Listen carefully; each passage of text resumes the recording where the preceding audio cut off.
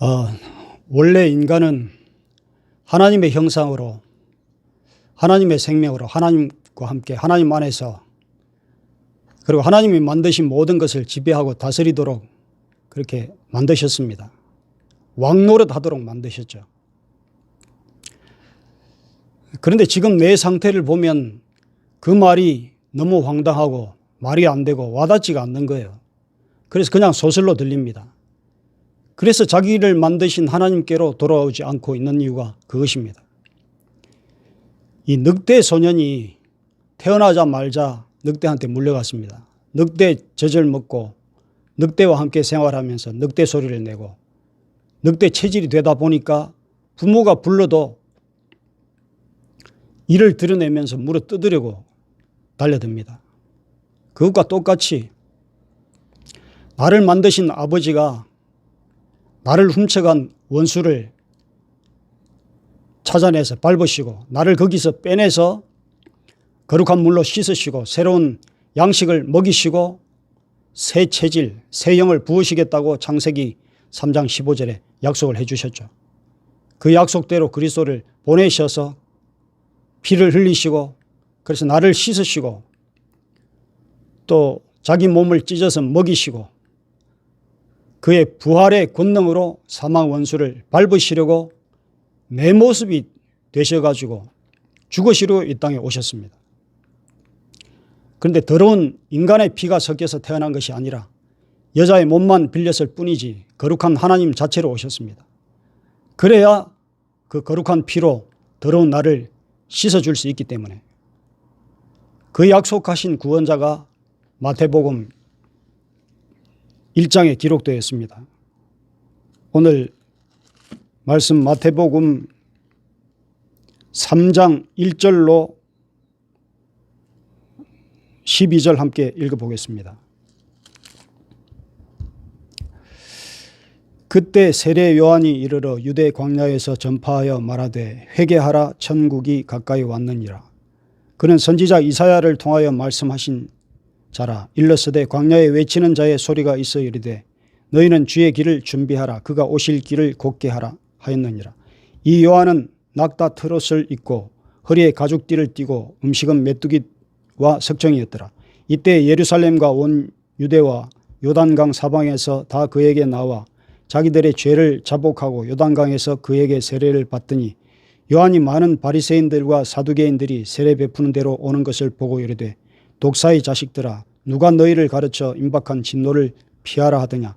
그러므로 회개에 합당한 열매를 맺고 속으로 아브라함이 우리 조상이라고 생각하지 말라. 내가 너희에게 이르노니 하나님이 능히 이 돌들로도 아브라함의 자손이 되게 하시리라. 이미 도끼가 나무 뿌리에 놓였으니 좋은 열매를 맺지 아니하는 나무마다 지켜 불에 던져지리라. 나는 너희로 회개하게 하기 위하여 물로 세례를 베풀거니와 내 뒤에 오시는 이는 나보다 능력이 많으시니 나는 그의 신을 들기도 감당하지 못하겠노라. 그는 성령과 불로 너희에게 세례를 베푸실 것이요 손에 키를 들고 자기의 타작마당을 정하게 하사 알고 그 모아 곳간에 들이고 죽정이는 꺼지지 않는 불에 태우시리라.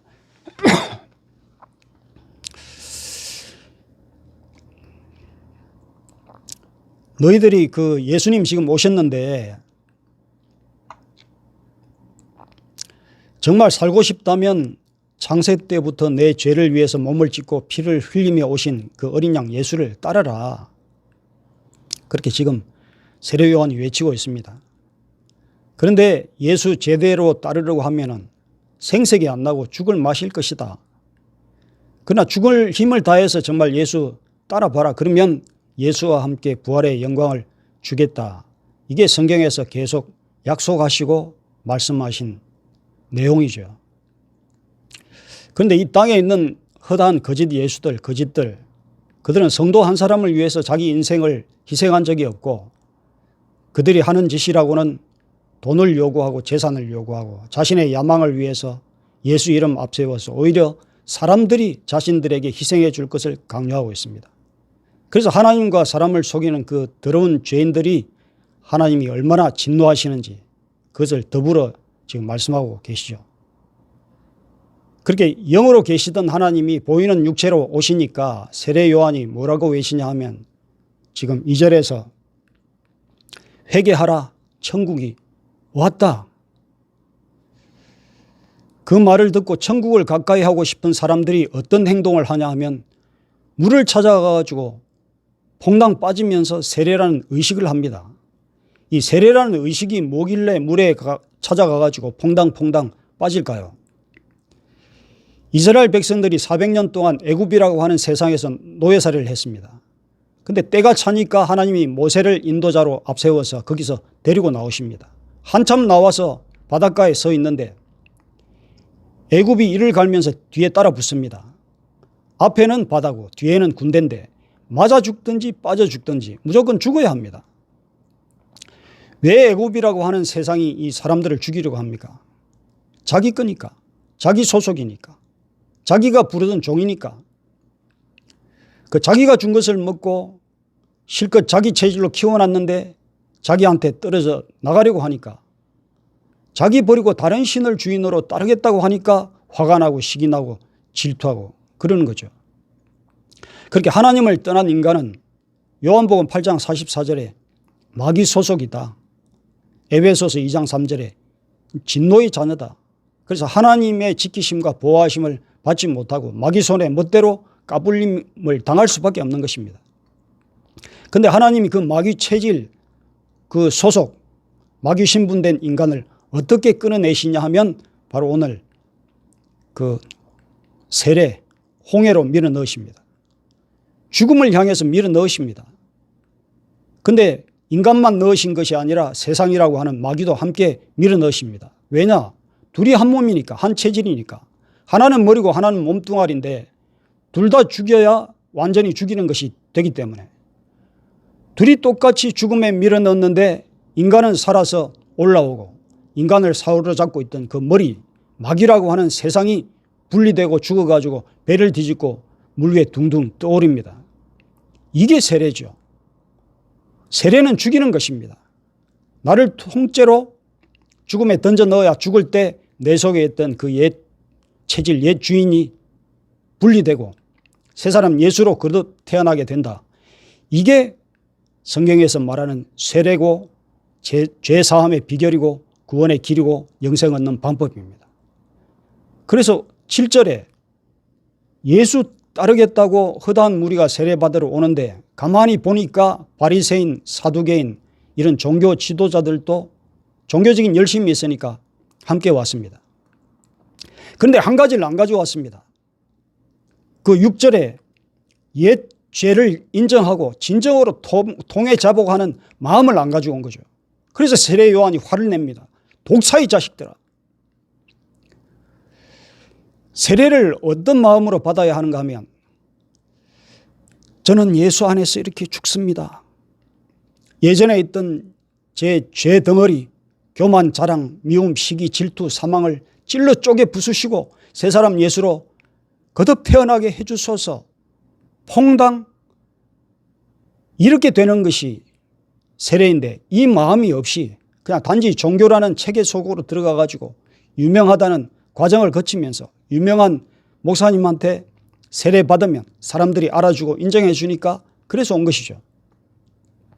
그런 마음 상태로는 아무리 세례를 받고 자격을 갖추어도 속에 있는 그놈 원수 마귀와 분리가 안 되기 때문에 여전히 너희들은 독사의 자식에 지금 머물러 있다. 이걸 말해 주는 것이죠. 그러니까 8절에서 너희들의 상태를 시인하고 회개하라. 이렇게 말을 던지는 것입니다.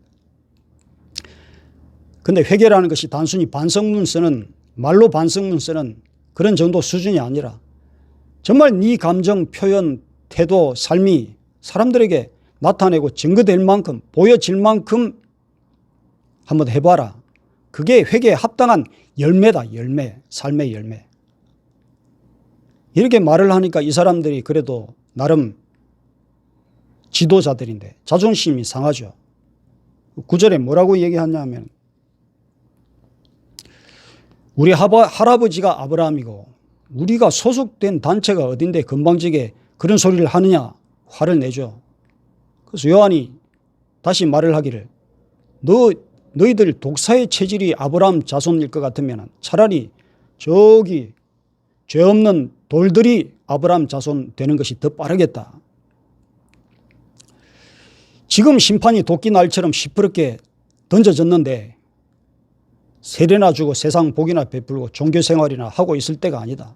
그 말씀의 검으로 옛 죄를 찍어내고 좋은 열매, 바로 예수로 거듭나 있지 않으면 모두 통째로 찍혀서 불에 던질 것이다. 그래서 11절에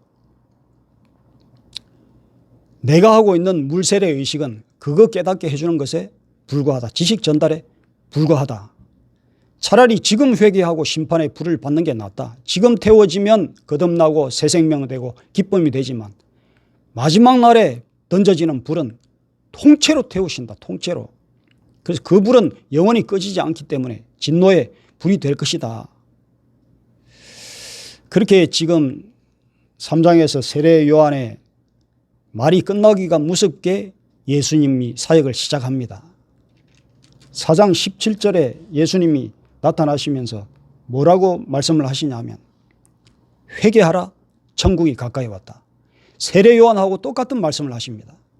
이 말씀을 하시는 이유는 지금 상황이 우리가 지난 시간에 이사야에서 봤던 그 이사의 때와 상황이 똑같기 때문입니다. 예레미야 때나 에스겔 때와 상황이 똑같습니다. 그 시절에도 거룩한 하나님 성전 한쪽 기퉁에 바알, 아세라, 태양신, 담무스 이런 우상들을 함께 섬기면서 하나님의 인격을 더럽히고 있었는데 지금도 21장에 보니까 종교 지도자들이 하나님을 믿는다고 하는 백성들이 어떻게 하고 있냐 하면 성전이란 이름으로 장사를 하고 있고 성도들의 헌신과 재물을 빼앗는 강도의 소굴이 되어 있는 것입니다. 그들 속에 지금 누가 주인으로 있습니까? 바로 옛 뱀, 독사, 창세기 3장 그 문제가 해결되지 않고 여전히 독사 체질이 그대로 되어 있는 것입니다. 그래서 주님이 그들 속에 있는 옛 주인을 빼내 주십니다. 4장 23절에 주님이 어떤 일을 하시냐 하면 갈릴리에 두루 다니시면서 회당에서 가르치시고 천국 복음을 전파하시고 백성 중에 모든 병과 그 악한 것을 고치시고 그러니까 그 소문이 온 수리아에 퍼진지라 사람들이 모든 앓는 자, 각종 병 걸린 자, 고통당하는 자, 귀신 들린 자, 간질하는 자, 중풍병자 이런 사람들을 데려오는데 그들을 다 고치시는 거죠. 그들의 속에 있는 어둠을 그 옛 주인을 뽑아내 주십니다. 그런데 사람들이 이 표적과 이적만 즐길 뿐이지 예수를 따르지 않는 거예요. 그러니까 사람들이 거듭나고 구원되는 것은 표적, 이적 이런 것 따르는 것으로 안 되고 십자가를 따라야 한다는 것을 성경이 증명을 해주고 있습니다. 성경을 들여다보면 볼수록 인간이 하는 짓은 세대가 지나도 똑같은 거예요. 내 속에 독사 뽑아내지 못하면 그들과 함께 진노를 당할 수밖에 없습니다. 그러니까 어찌 통해 자복을 하지 않겠습니까? 회개는 내 스스로 하는 것이 아니라 성령이 하게 하시니까 하는 거죠. 이 치유사역을 해보니까 통해 자복이 없이도 치유가 되더라고요. 위로해주고 들어주고 마음 알아주고 같이 교제하고 안아주고 두들겨주고 그렇게 하면 회복이 되고 분위기가 좋아지고 자살하려고 했던 사람들도 희망을 얻고 좌절했던 사람들도 회복을 받고 그러더라고요. 그런데 그런 것은 심리학에도 얼마든지 가능합니다. 그렇게 부분적으로 회복된 것은 시간이 지나면서 조금씩 예전의 본성으로 돌아가는 것을 발견하게 되더라고요. 치유가 필요하긴 하지만 그것을 통해서 내 속에 있는 것이 발견되었다면 그놈과 나를 철저하게 복음 앞에 못 박지 않으면 스물스물 다시 일어나게 됩니다. 진정한 죽음은 사람의 어떤 도움이나 자신의 의지나 분위기로 안 되더라. 분위기 때문에 눈물을 들일 수 있고 후회도 할 수도 있고 바닥도 치면서 그렇게 할 수도 있지만 진정한 거듭남이 안 됩니다. 그래서 안 되는 걸 어쩌라고. 그건 율법이잖아. 안 되니까 주님이 오셨잖아. 그렇죠. 안 되는 걸 억지로 하려고 하니까 당연히 그 사람한테는 율법이 됩니다. 제가 아는 여자 전도사님이 한 분 계신데 지난 인생을 생각하니까 밤마다 회개가 나오고 바닥에 뒹굴고 그래서 이불 하나 들고 성전에 가가지고 7년 동안 철야 기도를 하면서 회개를 했다고. 그 7년 회개하고 나니까 더 이상 회개를 해야지 뭐 잘못한 게 없을까 하나님 앞에. 근데 아무런 생각이 안 나는 거예요. 그 다음부터 하나님이 능력 있는 사역을 하게 하셨죠. 꼭 7년 동안 뭐 회개를 해야 된다는 것이 아니라 그런 진정한 회개가 있다면 성령이 새 마음을 주시고 새 인생으로 능력 있는 사역을 우리한테도 하게 하실 것입니다. 근데 그렇게 하나님이 원하시는 걸 마음 먹고 해보려고 하잖아요. 며칠 못 가서 포기하게 됩니다. 그러면서 자신을 스스로 위로하죠. 그렇게 안 해도 되는데, 다 알아주시는데, 믿으면 자동으로 구원되는데 그 교리를 우리가 먼저 배웠기 때문에. 근데 그 교리가 그동안 우리를 망하게 했죠. 죽음이 없는 사람들한테서 죽음 없이도 부활할 수 있다고 배웠기 때문에. 근데 성경은 철저하게 네가 죽어야 예수 그리스도와 함께 부활의 영광을 보리라 이렇게 말씀하시는데 살 빼려고 우리가 마음 먹는 사람들 한번 보세요. 의지도 드리고 신념도 드리고 각오도 드리고 뭐 죽을 힘도 드리고 다 드립니다. 근데 순종하라. 조금 하다가 안 되니까 그걸 율법이라고 못하겠다고 그렇게 안 해도 된다고. 근데 성경을 잘 보십시오. 율법이 필요 없다고 하지 말라고 안 했습니다. 오히려 복음이 보면 주님이 하신 말씀이 너무나 엄중하게 하라 하지 마라 분명한 말씀들이 있습니다. 율법보다 더 엄중한 말씀. 그래서 예수로 거듭난 사람은 억지로 지키는 사람들을 능가하는 그러니까 율법을 지키고도 남을 능력이 생긴다. 이 뜻이죠. 예수 인격이 없이 억지로 우리가 신앙생활하려고 뭘 지키고 하려고 하다 보니까 안 본 데서는 못된 짓 다 하죠. 그래서 고린도전서 12장 3절에 성령이 아니고는 성령에 맞아서 주인이 안 되면 참 그리스도인으로 살아갈 수 없다. 그렇게 말씀하십니다. 우리가 그동안 기도 방법이 잘못되었습니다. 나를 죽이고 성령이 주인 되게 그게 기도의 목적인데 그러면 다 채워주시겠다는데 회개 겨우 1분 하고 나머지는 내 꿈, 내 원하는 것 이루어져야 되지 않느냐고 아버지라고 했지 않냐고 왜 안 이루어주시냐고 그 기도가 하나님 요구보다 더 많고 하나님 나라와 의보다 세상 욕심이 더 많기 때문에 그렇게 오래 신앙생활하고 기도했는데 하나님이 안 들려주시고 안 보여주시는 거예요. 그래서 자기 소견에 오른 대로 살고 있는 것입니다. 말이 좀 길었는데 어쨌든 한 학기 동안에 복음의 일꾼 되기 위해서 달려오시느라고 너무 수고들 많으셨습니다. 우리가 이 복음 앞에 정말 순종을 드리기만 하면 하나님은 기뻐하실 것이고 능력 있는 사역자들로 변화시켜 주실 것입니다. 그동안 훈련받고 나간 교회가 수백 교회이고 또 수천 교인 이상 되는 걸로 알고 있습니다. 단순히 전도해가지고 사람 불러들여야 되겠다 이런 생각으로 훈련에 임했다면 별 도움이 안 될 것입니다. 들어오는 숫자는 조금 늘어난 것 같은데 연말에 보면 숫자가 똑같거든요. 오히려 요즘은 줄어들죠. 그러나 숫자나 규모에 상관없이 복음의 증인 되기를 간절히 원하고 예수로 거듭나기를 간절히 원해가지고 매 시간을 드렸다면 하나님은 바로 그 한 사람 때문에 주님의 약속 세상 끝날까지 항상 함께 하시겠다. 그 약속이 이루어질 것입니다. 그 사람 안에서 새어나오는 그 증거를 세상이 보고 정말 부러워하고 두려워해가지고 어찌할꼬 무릎 꿇게 되는 능력의 역사를 일으켜 주실 것입니다.